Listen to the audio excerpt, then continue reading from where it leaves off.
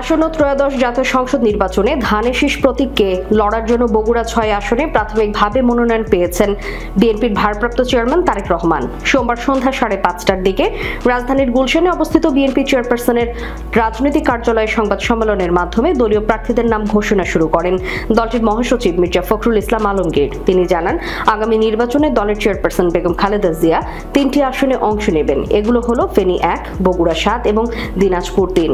আর দলের ভারপ্রাপ্ত চেয়ারম্যান তারেক রহমান একটি আসনে অংশ নেবেন, সেটি হলো বগুড়া ৬।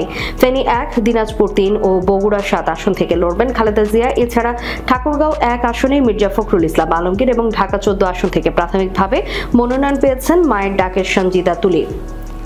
এছাড়া ঢাকা ১ আসন থেকে খন্দকার আবু আশফাক, ঢাকা ২ আসনে আমানুল্লাহ আমান, ঢাকা ৩ বাবু গয়েশ্বর চন্দ্র রায়, ঢাকা ৪ তানভীর আহমেদ রবিন, ঢাকা ৫ নবিবুল্লাহ নবী, ঢাকা ৬ ইশরাক হোসেন, ঢাকা ৮ মির্জা আব্বাস উদ্দিন আহমেদ, ঢাকা ১১ এম.এ. কাইয়ুম, ঢাকা ১২ সাইফুল আলম নীরব, ঢাকা ১৪ সঞ্জিদা ইসলাম তুলি, ঢাকা ১৫ শফিকুল ইসলাম খান, ঢাকা ১৬ আমিনুল হক, ঢাকা ১৯ ডক্টর দেওয়ান মোহাম্মদ সালামউদ্দিন এবং ঢাকা ২০ আসনে প্রাথমিকভাবে মনোনয়ন পেয়েছেন মঞ্জুরুল করিম রনি।